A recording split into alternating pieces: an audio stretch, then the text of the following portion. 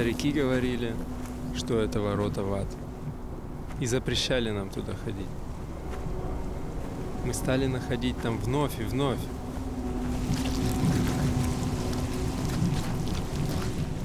Но многие из нас не знали, что это такое.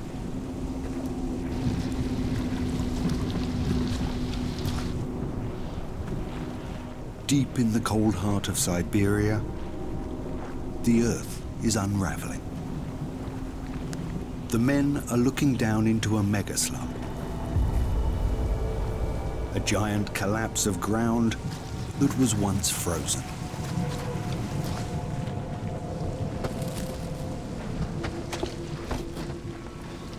A disturbing sound emerges from the deep. It is the sound of climate change.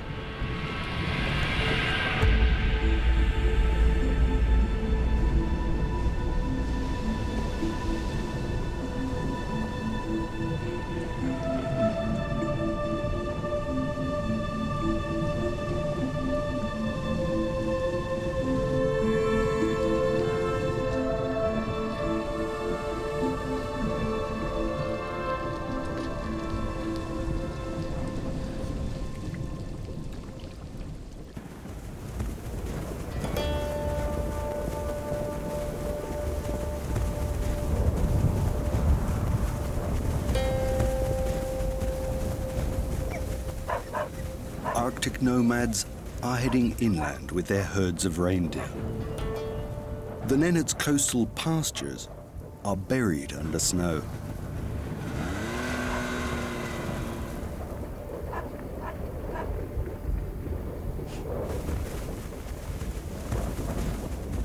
Journeys are arduous. However, it is what they do and have always done. Their migration between summer and winter pastures follows the seasons.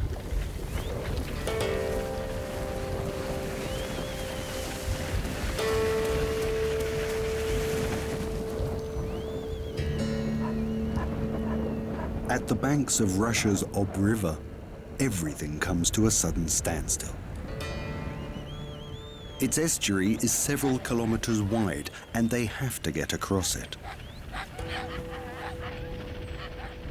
The chiefs are skeptical. Will the ice carry them? Winters here are growing warmer from one year to the next. Climate change has reached the Nenets and their herds.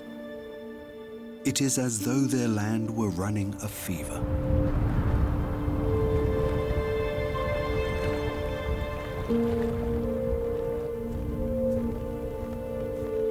Leonid Serateto is the most experienced member of the clan.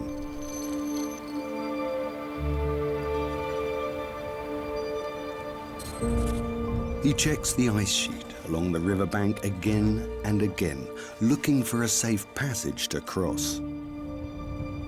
It's a harrowing and dangerous mission.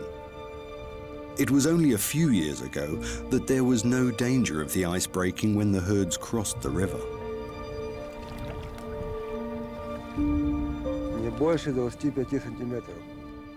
It's no more than 25 centimeters. All the rivers and lakes are freezing over a month later than they used to. There's a huge difference when you compare it to the 80s and 90s.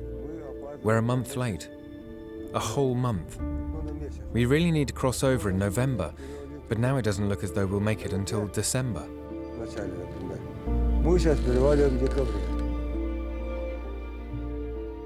25 centimeters is too thin.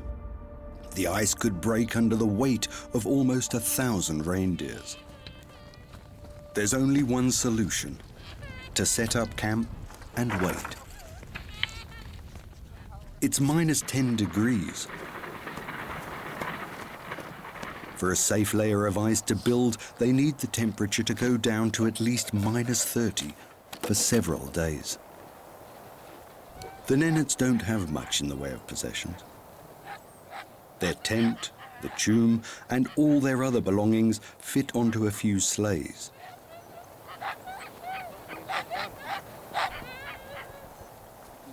Alexander Volkovitsky has been conducting research on the life of the Nenets for many years. In a normal situation, it's like a good turnover of all these families, all these brigades, and they are one by one are crossing the Ob River. If there is no ice on it, of course they have to stay, to wait, and lots of problems connected with it. Not only reindeer grazing pastures, they have to watch their herds, they have to protect them from mixing, and it's a very hard period for them. New groups arrive and join the people waiting. The animals are nervous. For several hours, the men tried to restore order and separate the herds.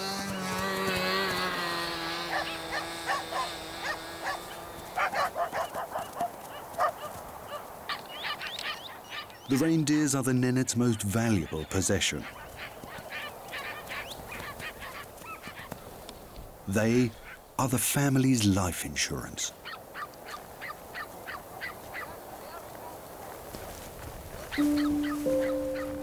A sense of exhaustion and frustration spreads over the camp. They urgently need to move on now. There is hardly anything left for the animals to feed on. Nomads used to travel around the whole of the tundra with no limitations. But now they are trapped in the huge expanse of snow.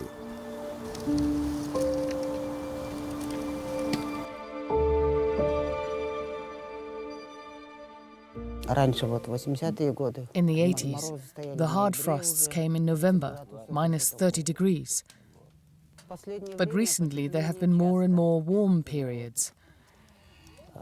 It's good if we even get down to minus 20, for example. But now it's only minus 9.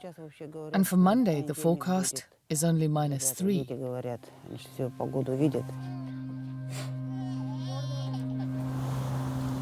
Changes in Arctic Russia has put the international scientific community into a state of high alert.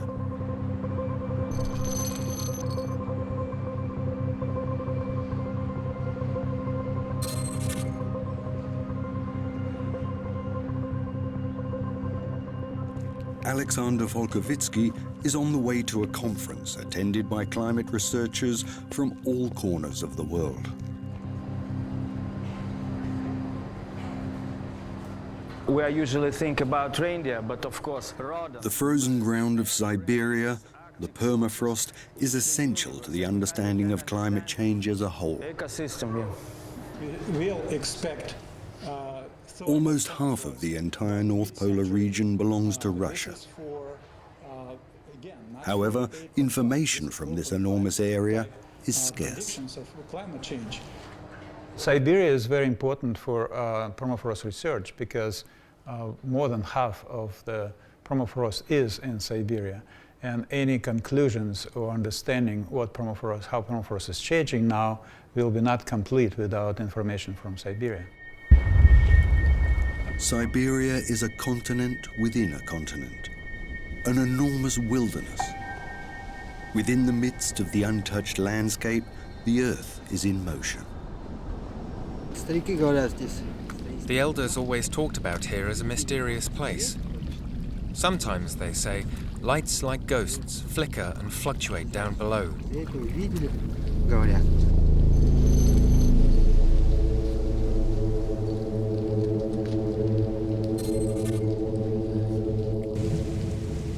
A huge abyss has opened up, a crater over a kilometre long. There was no hole here in earlier times, but then the earth started to open up and water from the deep flushed the frozen soil away. The two men are bone hunters, Siberia's soldiers of fortune.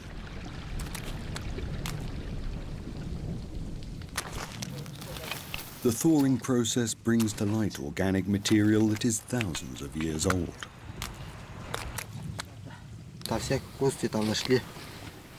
A lot of bones have been found here. Most of them were tusks, or bones from bisons, even some from a rhinoceros, but that was only once. After that, nobody ever uncovered rhino bones again.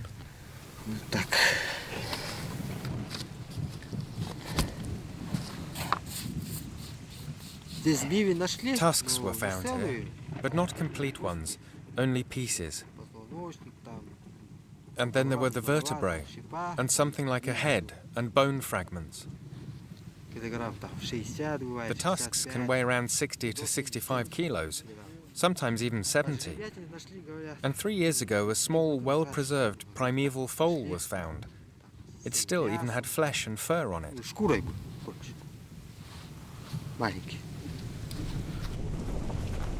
The problem is not only that the ancient bones are thawing in Siberia's permafrost soil. Other organic material, including hides and the remains of flesh that has been preserved for 20, 50, or 100,000 years, is now being unearthed and entering the world of today. Analyzing these substances, researchers have made discoveries that are both exciting and disturbing.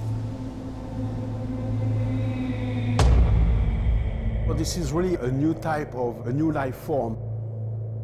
This is a giant virus from Siberia that was actually formed 30,000 years ago. And this thing is probably 20 times larger in length, which makes the whole thing 8,000 times bigger in terms of volume than a regular virus, which is amazing when you think that this virus is actually now alive and well in our laboratory. The permafrost in the Arctic is melting, is thawing, we say technically, and so many things that are in the permafrost, even very ancient permafrost, are now released on present Earth. And so if there are some of those viruses which are pathogenic to human, animal, or plants are still live, are still infectious, then we have a real risk with permafrost melting. The real danger this represents suddenly became clear in 2016. On the Yamal Peninsula, reindeer and their nomads became ill. A task force had to take control when the first person died.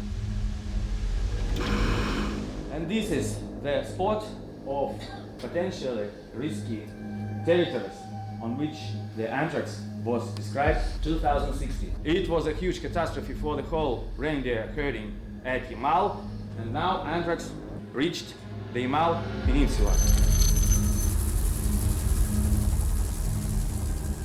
There was a verdict of specialists who said that the probes showed that it was the anthrax, the serious disease, very dangerous to animals, to people, and something should be done immediately.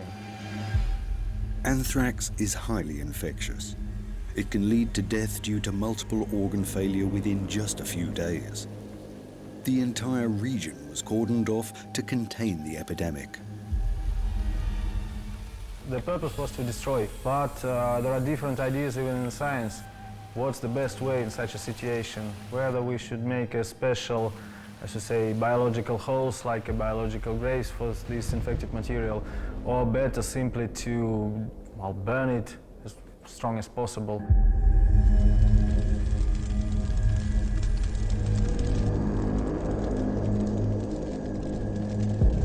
A year later, in 2017, they made special probe on a certain place of burning over a certain carcass of infected reindeer.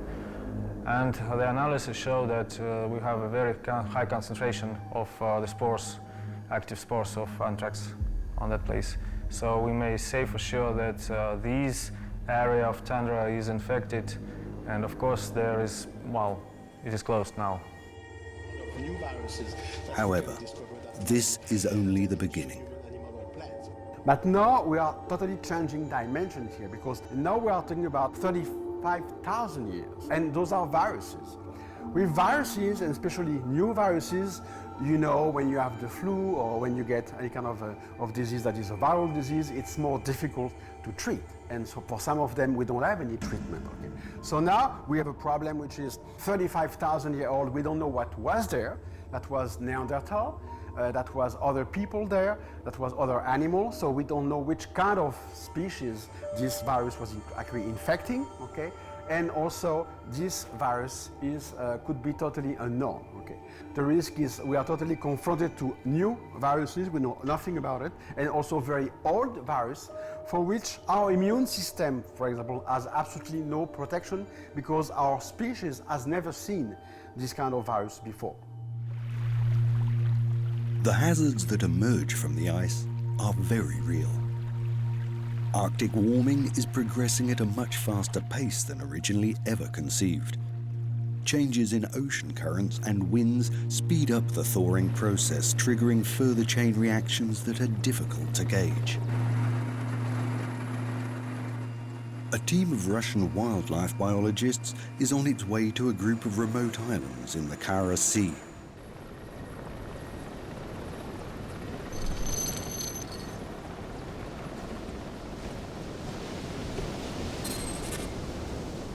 Arctic wildlife often responds quickly to environmental changes, providing an early warning that something is wrong. And there is something wrong with the ivory gulls on Uidinenia Island. Ivory gulls live only in high Arctic regions and generally breed on flat gravel plains along the edges of glaciers. For years, Maria Gavrillo and her team have been mapping all the breeding colonies. They have discovered that there has been a sharp decline in the ivory gull numbers, but up to now they have been unable to find an explanation. The biologists examine all known breeding sites on the islands of the Arctic Ocean. It is a massive undertaking in this vast Arctic wilderness. Many colonies have been deserted, like this one near an old weather station. The scientists find that although the colony has significantly diminished, there are still a few gulls left.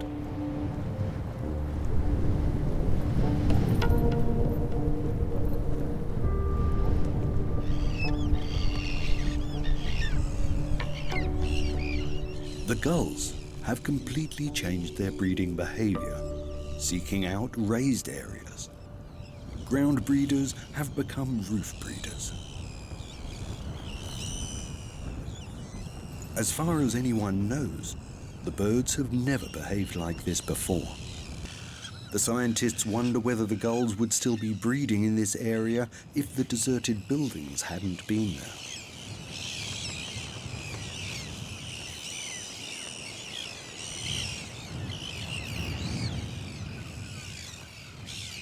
If the colony breeds successfully, the gulls will always return to the same place. But now, the situation is different. Maria has a hunch.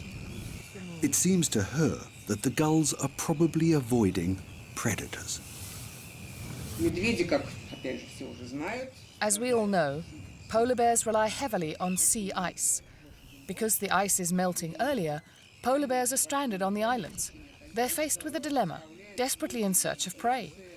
They end up in a colony of 2,000 gulls, eating virtually everything they can find close to the ground. Eggs, fledglings, everything. If this kind of thing continues to happen, the gulls will abandon the breeding ground and the colony.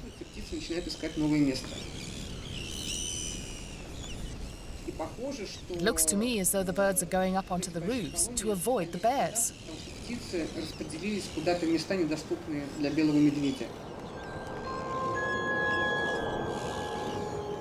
The shrinkage of sea ice is evidently making one species push another towards extinction as it fights for survival.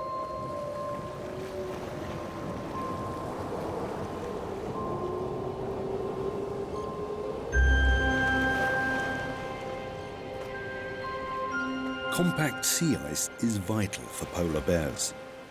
They can only hunt seals, their most important prey, from an elevated position on the ice floes. The ice is melting earlier in the spring and reappearing later in the autumn. The polar bears are trapped on dry land for longer periods. Driven by hunger, they move around in search of food.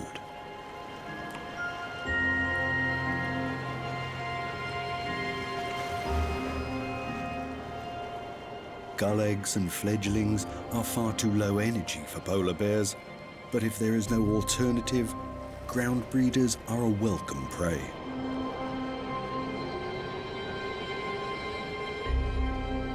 Under the extreme conditions of the Arctic, there is a very fine line between life and death. If the prevailing conditions collapse, it becomes a question of mere survival.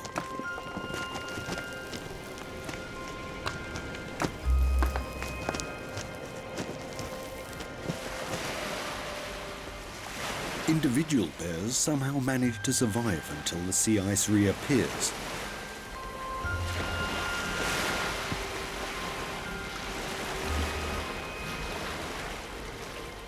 Others take risks, covering enormous distances.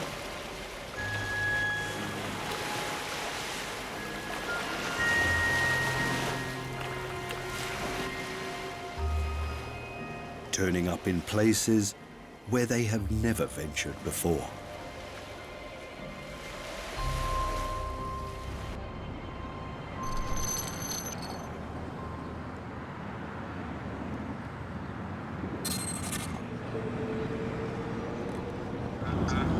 А это Мишка.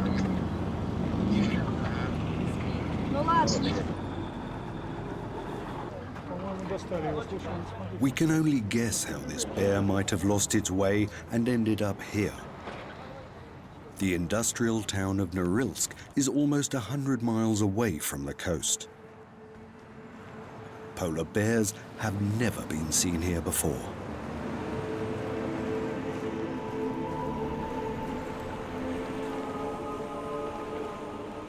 In the summer of 2019, the bear wandered around the Russian mining town for days. The animal was emaciated and exhausted.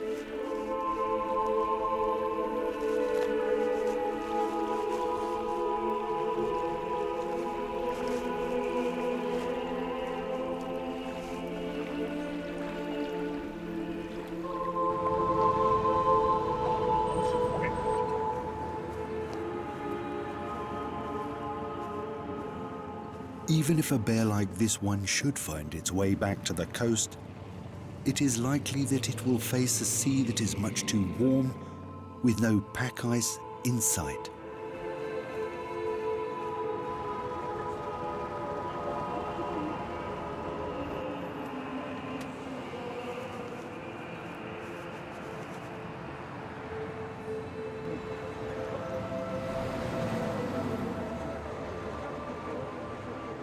Caught between two worlds, it has little chance of survival in either.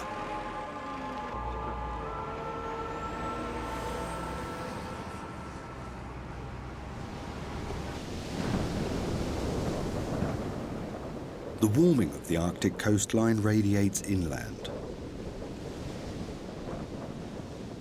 No human has ever lived here, and yet there is a problem.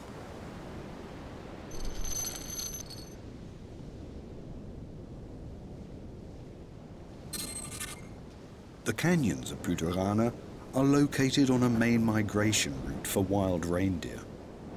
Russia's largest herds once passed along here twice a year. They headed north to the tundra in summer and then back to the taiga in the late autumn. Reindeer have migrated along these frozen valley floors for thousands of years. However, the rivers are melting earlier and earlier, from year to year.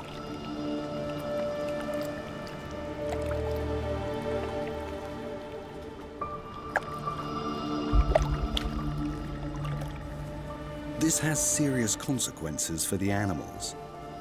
Long detours use up a lot of precious energy, and increasingly often they have to cross thin ice. Their migration has become a race against the early thaw. Many sections of the route are already underwater. The canyons will soon be completely impassable.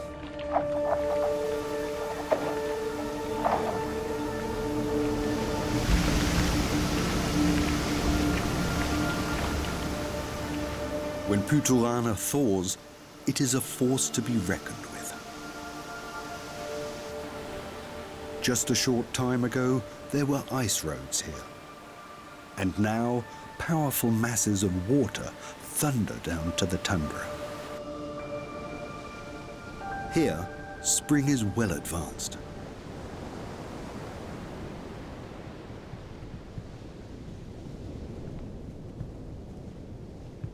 The herds reach the plains exhausted from the many detours they have taken. They have lost precious time. Many of the females have already given birth to young. But the summer pastures are still hundreds of kilometers away.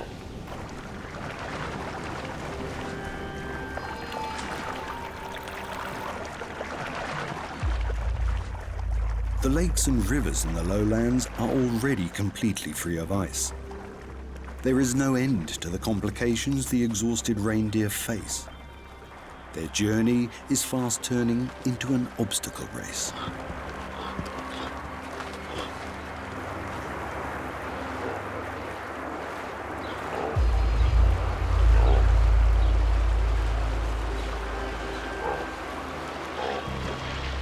In a normal year, most offspring will make this trip in the safety of the womb. Most of the young will be born once the herd has reached the summer pastures.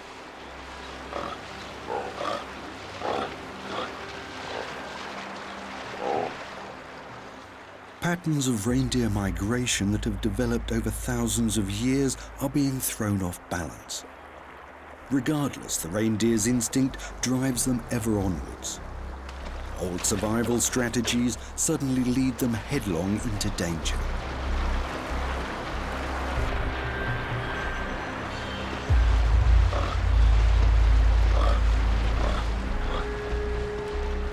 If their environment changes too quickly, even common species can be pushed to the brink of extinction in next to no time.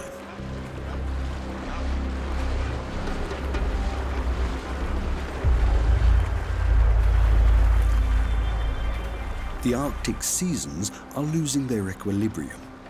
One reason for this imbalance is literally in the air.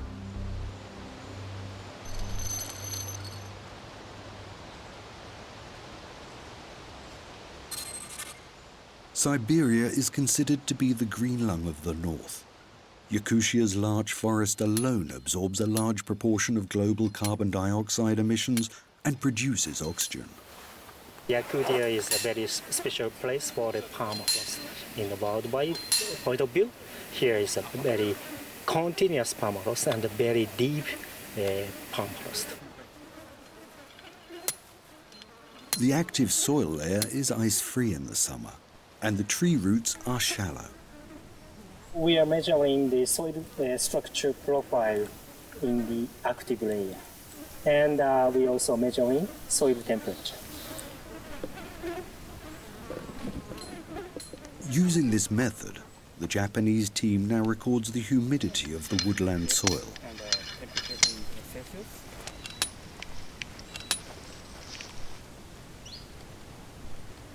And the permafrost, as you know, due to the global warming, the shallow permafrost layer will be thawing, and the ground ice will melt. So we have a change of active layer. And soil moisture content in the active layer, we don't know in future whether the drier active layer will be drier or wetter. It's a simple question, but a vital one. If we compare the data set from in previous year or previous 10 years data, then we found the active layer depths getting deeper and deeper, and the shallow soil layer becoming warmer and warmer. Like an enormous sponge, taiga soils retain huge amounts of moisture during the summer months. If they dry out, they lose their storage capacity. And if, on top of this, there is no rain, the water balance of the whole region will be in serious trouble.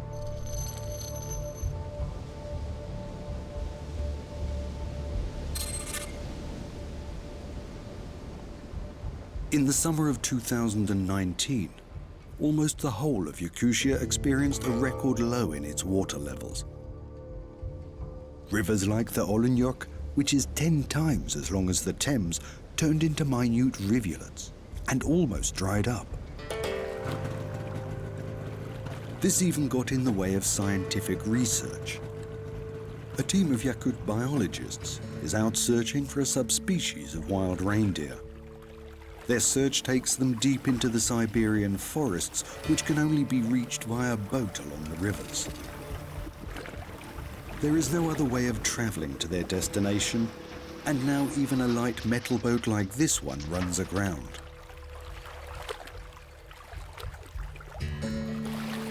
The only way to proceed is on foot, using muscle power. The men's goal is to fit satellite collars to forest reindeer.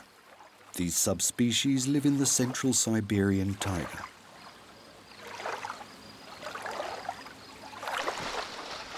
The biologists suspect that the animals pass through here on their way to their winter quarters in the south.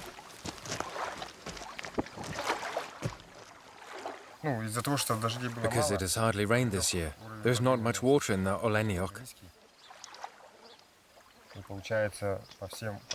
This means the reindeer have many different routes to choose from. The deeper parts are only here, and we have a good view of them in both directions.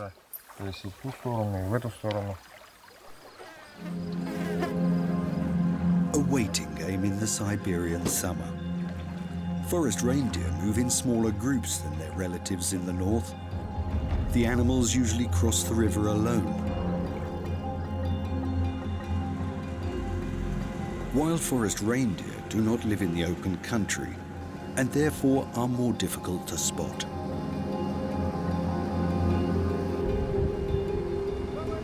The men are in search of specimens with large antlers. Everything then has to happen quickly.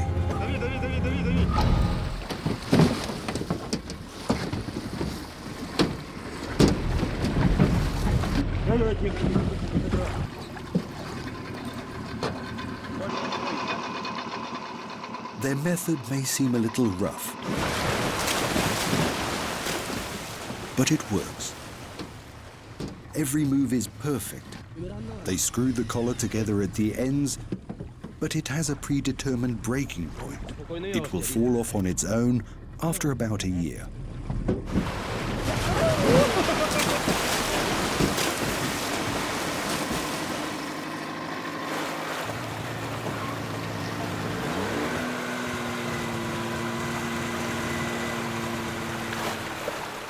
The animal's traumatic experience is over quickly. It is spared the side effects of anesthesia.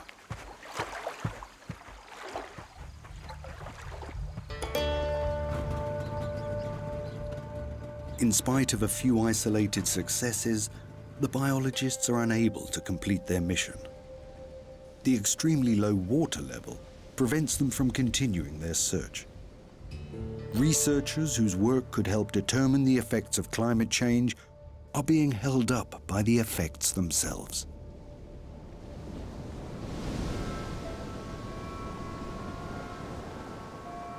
It has never been so dry here. If parts of Siberia turn into deserts, there will be harsh consequences for the world climate.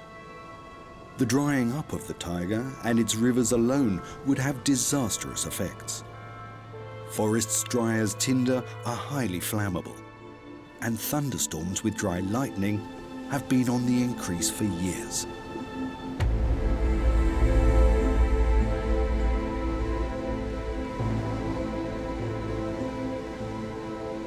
In the summer of 2019, Siberia went down under gigantic clouds of smoke. The fires spread rapidly.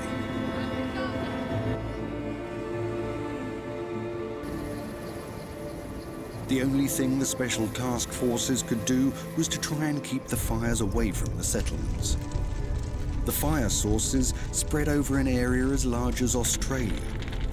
A situation like this is beyond all control.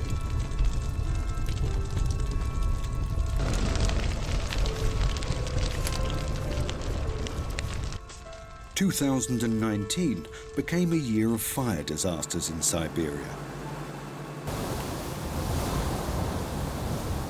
Over 5 million hectares of forests were in flames, more than ever has been recorded. Any attempt to extinguish the fire in this enormous area was like a mere drop in the ocean.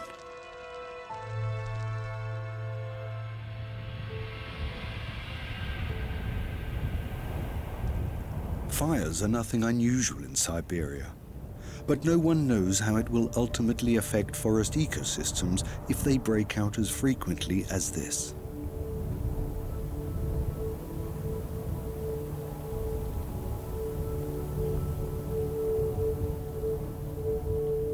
The effects for the climate are indeterminable.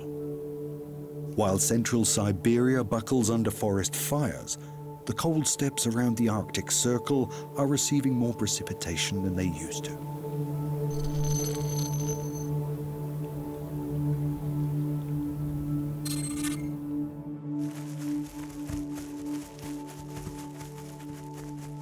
In the northern Urals, the nomads do not take long to respond.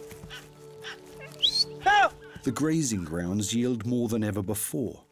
They delay their departure to their winter quarters by several weeks. The longer the animals can feed here, the better they will withstand the winter.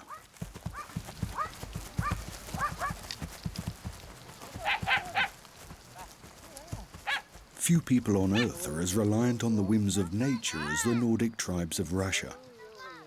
The Nenets, Komi, Evenks, and Chukchi are all extremely dependent on their environment. They barely think of anything as abstract as the climate. What counts for them is the weather on a daily basis.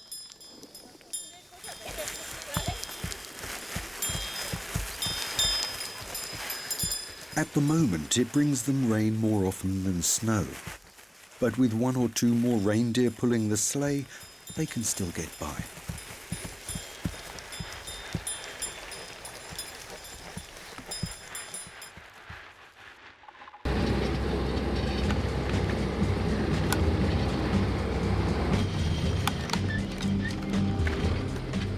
Yuri is Russian and a trained geologist. There is hardly anyone who knows the polar Urals better than he does. He gave up his job in science. He can no longer earn a living from his former special subject, the frozen soil patterns of the mountain tundra.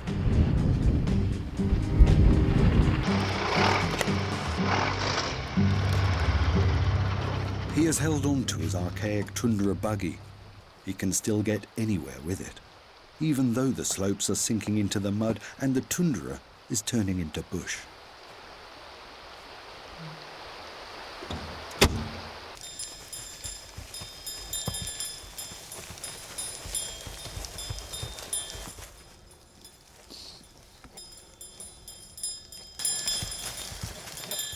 For the Nenets, Yuri is a link to the outside world. They meet up every couple of weeks for a little exchange in the middle of nowhere.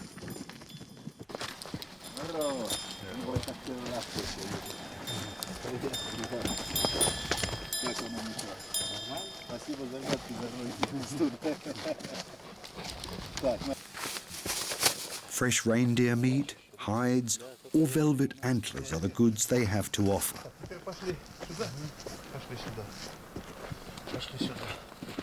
In exchange, they receive useful sustenance to take the edge off the arduous life of a shepherd. Yuri has lived in the Arctic Circle for over 40 years.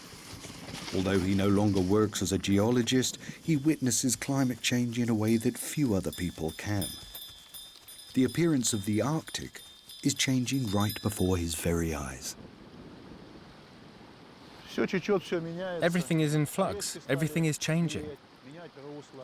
The rivers are changing their courses, brooks are drying out, there is less snow. Nature as a whole is reshaping itself. The vegetation is getting higher and new plants that never grew here before.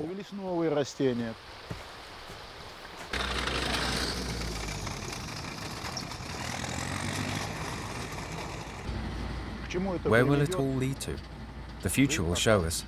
Mind you, 40 years is not a very long time in comparison with a century.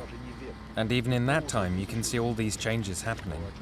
What does it mean on a global scale if you experience changes like this in a matter of just 40 years?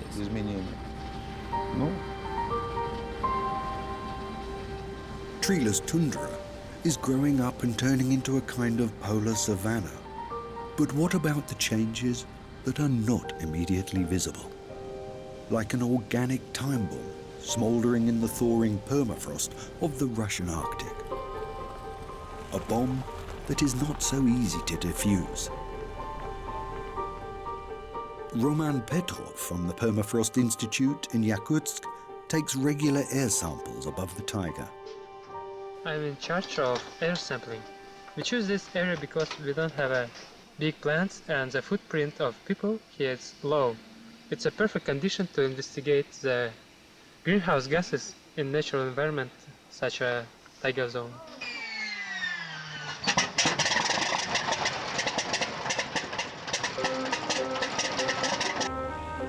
The researcher flies over the test region several times a year.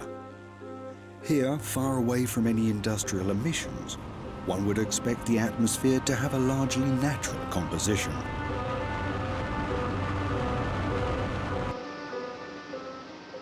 But invisible as it is, what Roman is collecting here in his bottles has an explosive message. It affects not only Siberia, but the atmosphere of the entire globe.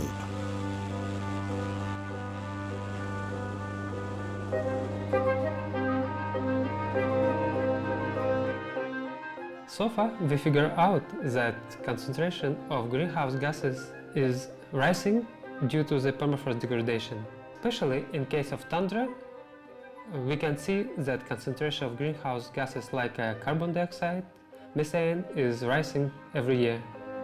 Siberia's permafrost consists of organic layers from many thousands of years of the Earth's history. If they thaw, the world will have a problem, and they are thawing quickly. In the summer of 2014, strange bulges appeared for the first time in the Jamal tundra. There were rumors of eruptions and shooting flames. In the meantime, we know for sure that this was caused by methane pushing its way upwards. This is the strongest greenhouse gas we know of.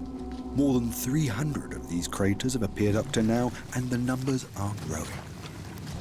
If climate warming will continue at the same rate like it was happening during the last 30 years, by the end of the century, I would say 75% or even more of permafrost will be thawing in Siberia. Permafrost now contains about twice more carbon than it is in the atmosphere. If part of this carbon will be released into the atmosphere in the form of CO2 or especially methane, then the climate warming will accelerate. Why we cannot come back? Because the amount of ice was sequestered, the amount of carbon was sequestered in permafrost required thousands and tens of thousands of years. So everything melting now, ice, and releasing organic material is, you cannot put it back in, say, 100 years of time frame. It will need new ice age to put all this material back. So too long for humans.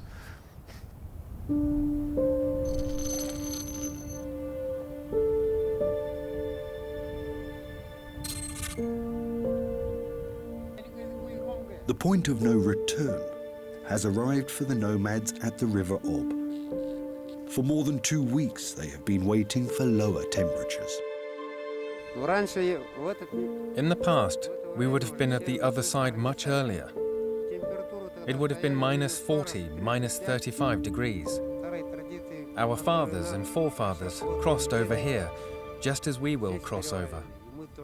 It is really scary when the first person sets foot on the ice. When he drives the herd on, a fog will often come up and you lose sight of the animals. And then you ask yourself, where are you driving them to? Will the ice break underneath them? Or won't it?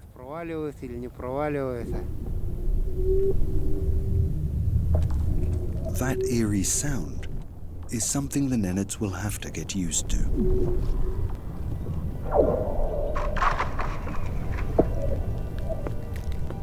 Finally, they dare to make a move. They drive their reindeer onto the thin ice.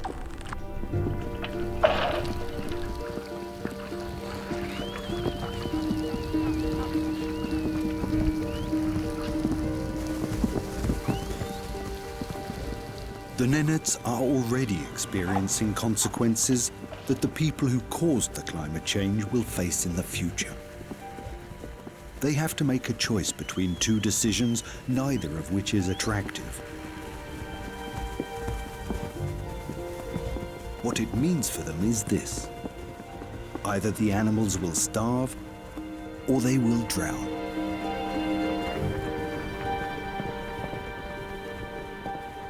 The herd feels its way along the banks. Here the ice is solid right through to the riverbed, so there is no danger of it breaking. The time has come. Upon a signal, they turn onto the river. As Kudi predicted,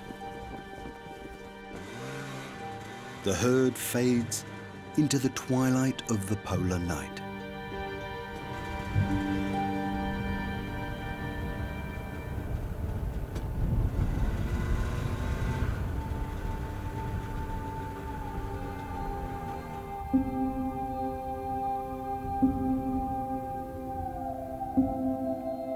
The Russian Arctic is a melting pot of climate change. An area larger than Australia is undergoing a radical change.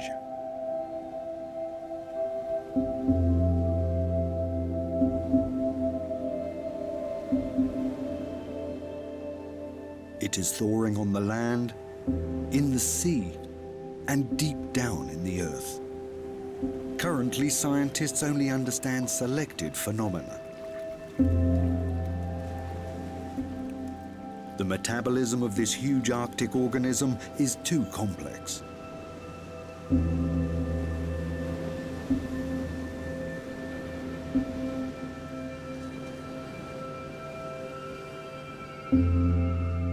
This much is clear. The change is gathering speed, and it seems to have reached the point of no return. In the Russian Arctic, Pandora's box has been opened.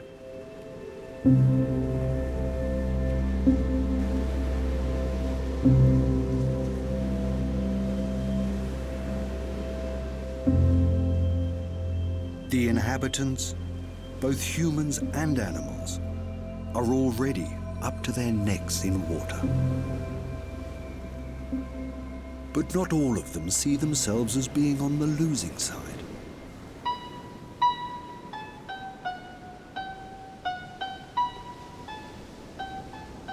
In August 2019, an expedition of the Russian Navy crossed the Arctic Ocean and came across 5 islands that were previously unknown. Freshly thawed virgin territory. It was buried under the glaciers for thousands of years. Pandora.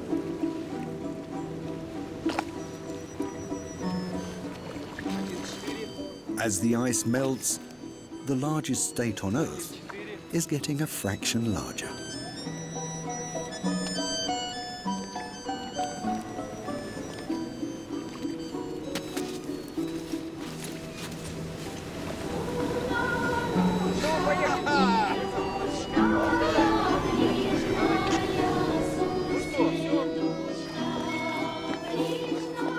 No human being has ever set foot on this land before.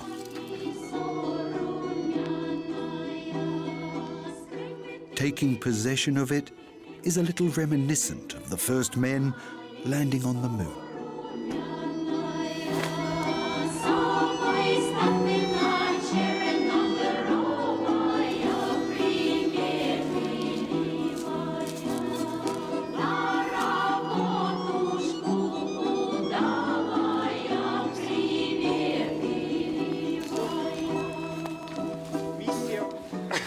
Mission complete. Все.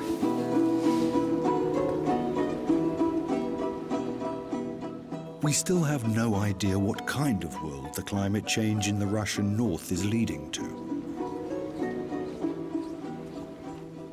One thing is certain, nothing will remain as it was before.